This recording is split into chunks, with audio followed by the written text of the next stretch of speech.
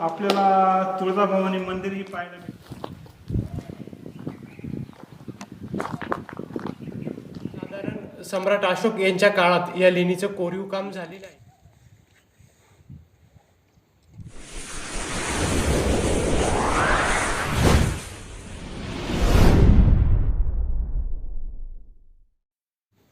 शिवराज्य परिवारामध्ये आपलं स्वागत. तर आज आपण निघालो आहोत तुळजाभवानी बौद्ध लेणी या ठिकाणी. तर आज आपल्या समेत आहेत आमचे पत्रकार बंधू. तर हे ठिकाण मुक्काम पोस्ट पाडळी तालुका जुन्नर या ठिकाणी आहे. तर चला आपण जाऊया लेण्यांकडे.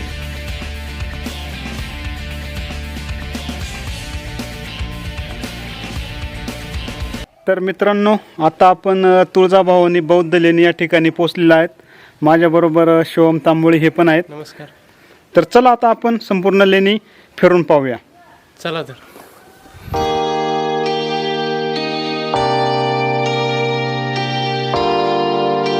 नमस्कार मित्रांनो, आज आपण आलो आहोत तुळजाभवानी या लेणीकडे.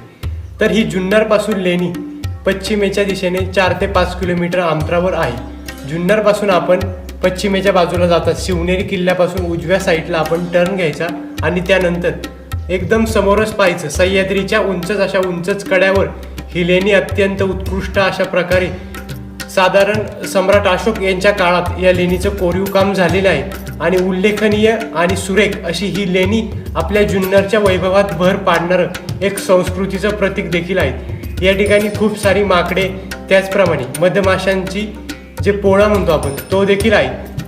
तेव्हा आपण येताना या गोष्टीची जबाबदारी घ्यायला पाहिजे, जेणेकरून आपल्याला कोणत्याही प्रकारची हानी होणार नाही. आणि या ठिकाणी या लेण्या आहेत, या ठिकाणी आपण कोणत्याही प्रकारचं गैरकृत्य करू नये. ही लेणी पाहण्यासाठी अत्यंत सुरेख आहे.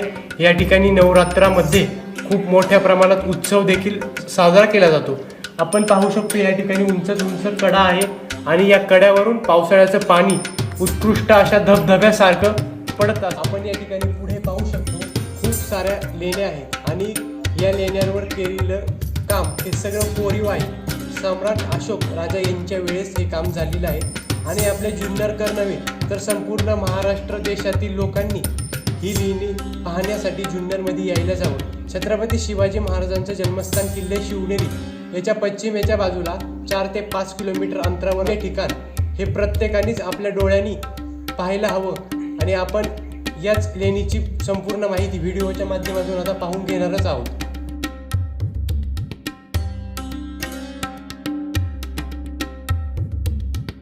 तर मित्रांनो, आता आपण तुळजाभवानी बौद्ध लेणी ही जी आहे याच्या पहिल्या लेणीमध्ये आलेलो आहे. तर तुम्ही पाहू शकता की अखंड खडकामध्ये कोरलेली ही पहिली लेणी आपल्याला पाहायला भेटते. आणि ह्या लेण्यांमध्ये आपल्याला वेगवेगळ्या छोट्या खोल्या तयार केलेल्या पाहायला मिळतात.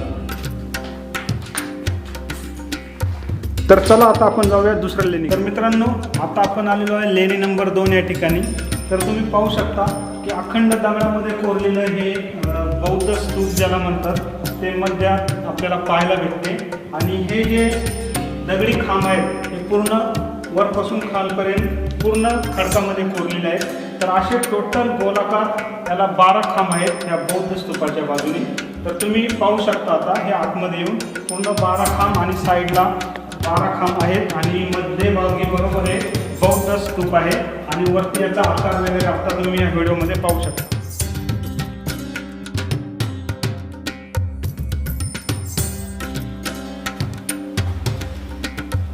बौद्ध स्तूपाच्या बाजूने हे अशा प्रकारचे पूर्ण 12 खांब आपल्याला पाहिजे. 12 खांब आणि पूर्ण ही लेणी ही एकाच खडकामध्ये कोरलेली आपल्याला पाहायला मिळते. आपल्याला तुळजाभवानी मंदिर ही पाहायला भेटते. तर चला आता आपण मंदिरात जाऊया दर्शन घेण्यासाठी.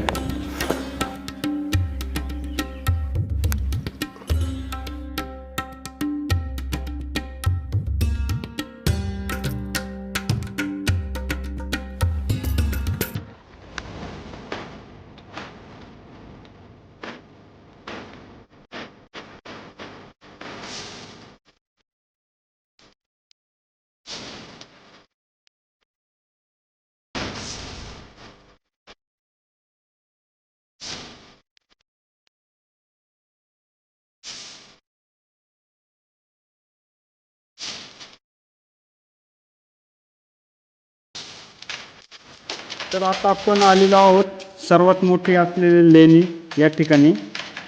तर इथून आपल्याला आतमध्ये आल्यानंतर असा प्रशस्त असा हा सभामंडपसारखा आपल्याला कोरलेलं पाहायला मिळतं आणि त्याच्या तिन्ही बाजूने हे पाहू शकतो तुम्ही एक ओटा आपण म्हणतो त्याला, किंवा बसण्यासाठी बैठक व्यवस्था आपण म्हणू शकतो, असं आपल्याला पाहायला मिळतं.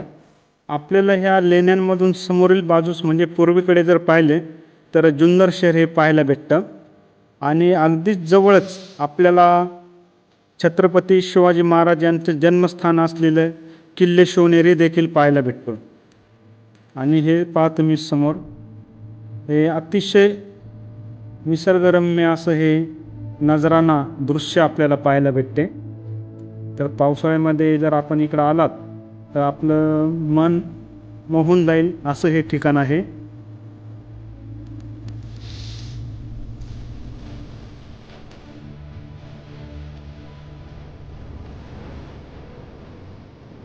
लेण्यांच्या थोडेसे पुढे आल्यानंतर आपल्याला हे पाण्याचे 2 टाके शेजारी शेजारी पाहायला भेटतात.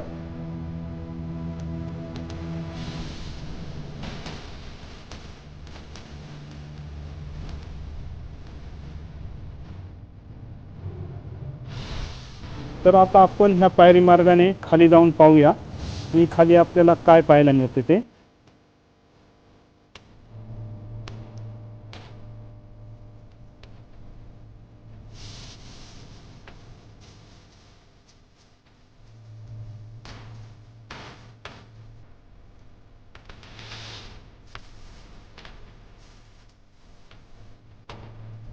पातळ कोरून या ठिकाणी शेवटी आपल्याला पाण्याचं टाकं खोदलेलं दिसतंय.